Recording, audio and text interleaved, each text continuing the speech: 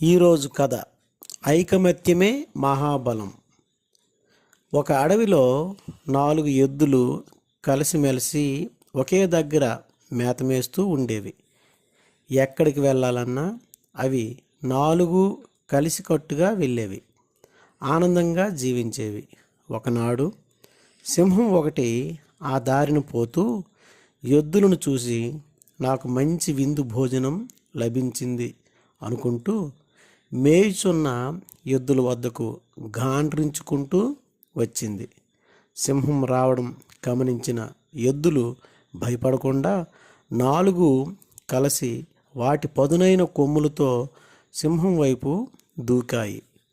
4 ఎద్దులు కలిసికట్టుగా సింహం వైపు రాగానే సింహం సైతము భయపడి పారిపోయింది. కొంతకాలం తర్వాత ఎద్దులు తమలో తాము పోట్లాడుకొని విడిపోయి వేరువేరు ప్రాంతాలలో మేత మేయసాగాయి. ఈ విషయం తెలుసుకున్న సింహం తనకు అందిన అవకాశాన్ని వదులుకోకుండా ఒంటరిగా దొరికిన ఒక్కొక్క ఎద్దును వేటాడి చంపి తిన్నది.